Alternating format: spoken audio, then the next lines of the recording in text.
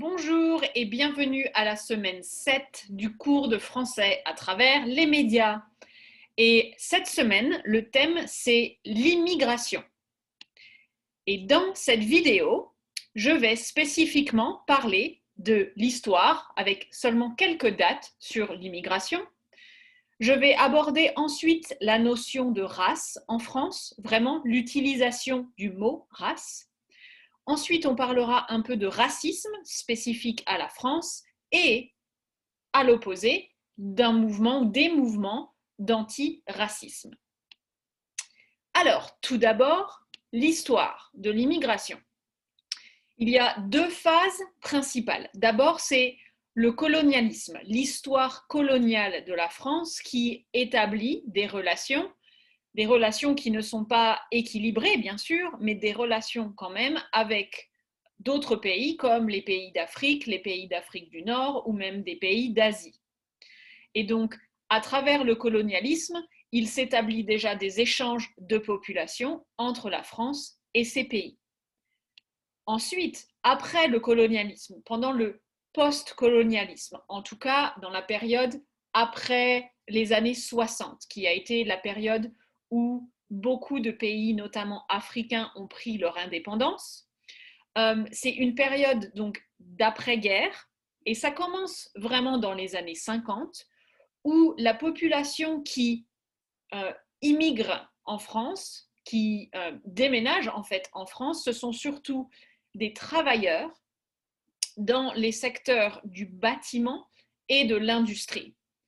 Pourquoi? Parce que la France est en reconstruction et il n'y a pas assez de main-d'œuvre, et donc la France utilise les connexions établies grâce au colonialisme et fait venir donc des travailleurs d'Algérie, du Maroc, etc. et d'Afrique noire aussi. Ce sont les deux phases principales. Alors, la notion de race en France, parce que évidemment, que ce soit des pays d'Afrique noire ou d'Afrique du Nord ou des pays asiatiques, ce ne sont pas des personnes blanches qui viennent en France.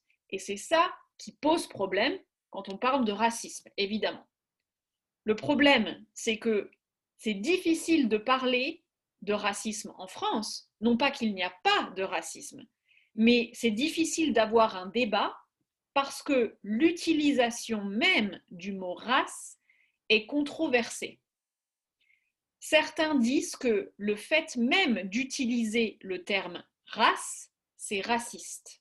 C'est déjà diviser les hommes d'une façon, les humains, pardon, d'une façon qui n'est pas légitime. Donc, en fait, on n'utilise pas vraiment le mot race pour désigner les humains, en tout cas. En France aussi, on a du mal à utiliser des termes directs, en fait, pour se référer vraiment à la couleur de peau. On fait référence souvent à la France black, blanc, beurre, et c'est un terme qui a commencé d'exister dans les années 80 avec les mouvements antiracistes, et je vais en parler dans un petit moment. On en a parlé aussi dans les années 90, mais en fait, la France black, blanc, beurre, dans ce terme, il n'y a que le terme blanc qui se réfère vraiment à la couleur de peau. Black, c'est le terme anglais. Pourquoi utiliser le terme anglais? Et beurre, ça fait référence aux personnes immigrées ou d'origine dont les parents étaient immigrés de l'Afrique du Nord. Et pourquoi utiliser ce terme plutôt que le terme nord-africain ou arabe ou peu importe? Donc on n'utilise pas vraiment de terme direct. Ça pose problème en France. Et troisièmement, il n'y a pas vraiment de chiffres précis sur les races, justement, parce que c'est illégal de demander la race, la couleur de peau de quelqu'un. On sait juste qu'il y a entre 9 et 11% de population immigrée en France. C'est une estimation. Mais il n'y a pas de chiffre précis. Il faut aussi comprendre que la France a un idéal républicain qui est universaliste, qui s'oppose au modèle multiculturaliste ou multiculturel. Ça ne veut pas dire qu'il n'y a pas de cultures différentes en France, ce serait un peu bizarre de dire ça, mais ça veut dire que le modèle, l'idéal républicain, il est basé sur l'assimilation.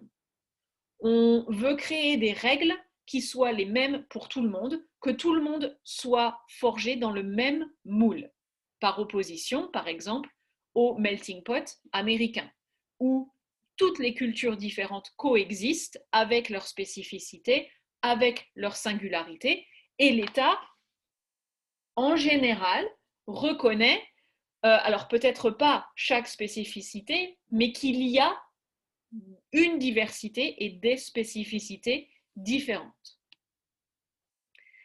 La notion de discrimination positive en France, en fait, ça correspond à affirmative action. Et on a du mal à accepter cette notion en France. Et en fait, la traduction est très mauvaise. Discrimination positive, c'est en fait presque un oxymore. Est-ce qu'il y a un moyen de rendre une discrimination positive? Ça ne traduit pas bien affirmative action. J'ai entendu une autre traduction qui suggère promotion préférentielle. Donc donner la préférence à des minorités qui, jusqu'à maintenant, n'ont pas été reconnues autant que les autres membres de la population. Donc c'est une meilleure traduction, mais je ne l'ai entendue que à l'université quand justement j'ai étudié la culture américaine avec un professeur de civilisation américaine. Et il a insisté aussi sur le fait que c'est une meilleure traduction que discrimination positive. Alors, le racisme en France. Bien sûr, il y a malheureusement du racisme en France. Dire le contraire, ce serait vraiment très bizarre. Il y a d'abord, comme je le disais tout à l'heure, un récit national qui exclut. Alors, ça veut dire qu'il y a d'un côté le modèle universaliste qui veut vraiment mettre tout le monde dans le même moule, sans vraiment reconnaître les différentes cultures, les spécificités de chaque communauté, qui est d'ailleurs un terme qu'on n'utilise pas vraiment en France. Quand on l'utilise, ça a presque une connotation négative. On marque la différence par rapport au bloc républicain. Donc la notion de communauté, elle est intéressante à comparer dans le monde américain et dans le monde français. Le récit national qui exclut, c'est justement le fait qu'on ne reconnaît pas l'histoire, par exemple, raciste ou colonialiste de la France, notamment dans les livres d'histoire. Je me souviens, dans les livres d'histoire, il n'y avait rien sur la guerre d'Algérie, par exemple. La guerre qui a mené à l'indépendance algérienne, qui a été atroce, abominable. Rien dans les livres d'histoire. Il y a bien sûr et malheureusement des partis politiques d'extrême droite, comme le parti de Marine Le Pen, le Rassemblement national, qui avant s'appelait le Front national et dont son père a été le chef pendant des années, Jean-Marie Le Pen. Et c'est un parti qui a commencé à grandir vraiment dans les années 80, en même temps que le mouvement antiraciste. Il y a aussi toujours, malheureusement, des représentations coloniales qui restent dans la vie quotidienne culturelle des Français. Par exemple, des boîtes de gâteaux ou des boîtes de chocolat avec une représentation raciste des Africains, par exemple, ou même des Mexicains. Et ça reste vraiment dans la culture pop presque, de la vie quotidienne des Français. Ça subsiste encore beaucoup. Et on verra quelques exemples. Et il y a, bien sûr, malheureusement, comme aux États-Unis, des situations de violence policière récurrentes envers, spécifiquement, des personnes de couleur. Et ça fait l'actualité maintenant autant qu'aux États-Unis.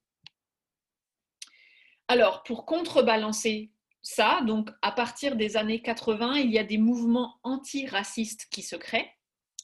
Mais avant ça, en 1972 est promulguée la première loi qui sanctionne les injures ou la diffamation à caractère raciste ou qui sanctionne l'incitation à la haine. Donc, on ne peut pas inciter à la haine d'un groupe de personnes à cause de son origine ou de sa couleur de peau en France. Et ça date de 1972. 1972.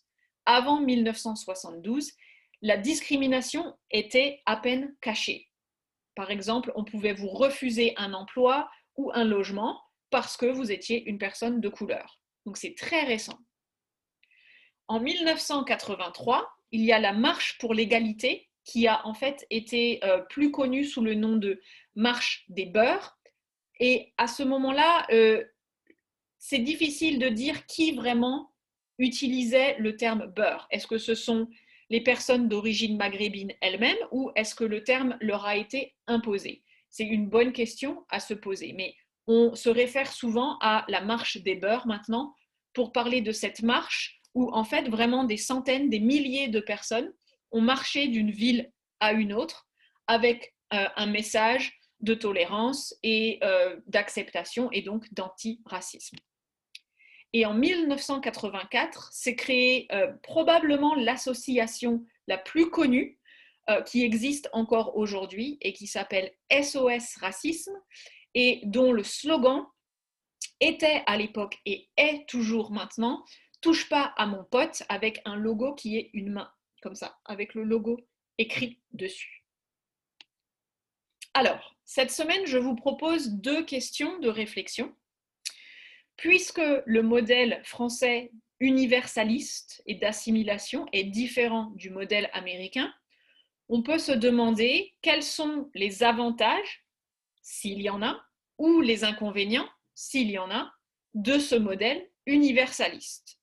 Qu'est-ce que ça implique, l'universalisme? Et deuxièmement, là c'est plutôt d'une réflexion sur la culture américaine. Est-ce qu'il y a des symboles racistes qui existent vraiment dans la vie courante, dans la vie quotidienne des Américains? Et si oui, lesquels? Est-ce que vous pouvez penser peut-être à des produits que vous utilisez qui ont un logo qui peut être raciste ou des symboles dans la rue, dans les villes, à la campagne, etc. Est-ce qu'on est entouré de symboles racistes? Et on pourra penser à des exemples ici, mais aussi en France ou dans d'autres pays francophones aussi. Voilà, je vous conseille de regarder la 3e vidéo. Elle est un peu longue, mais c'est un très bon résumé de toutes ces questions. Et puis, on parlera aussi d'autres vidéos, mais vous n'êtes pas obligé si vous n'avez pas le temps. Si vous avez des questions, je vous encourage à les poster sur Padlet et je vous répondrai avec des liens, avec des articles, si besoin, pour expliquer. Voilà, je vous dis à très bientôt. Ciao, ciao.